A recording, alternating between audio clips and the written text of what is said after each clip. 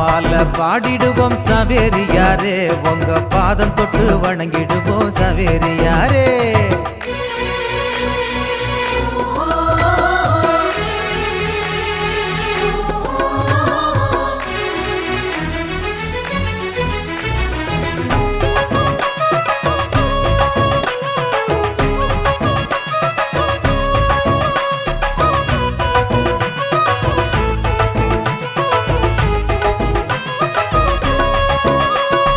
இயேசு சாமி வார்த்தைகளை பேசி வந்த போதகரே, இறையரசின் தூதுவரே சவேரியாரே.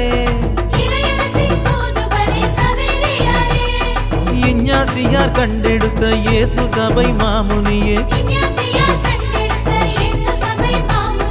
இறைவன் தந்த அருங்கொடையே சவேரியாரே. வாழிய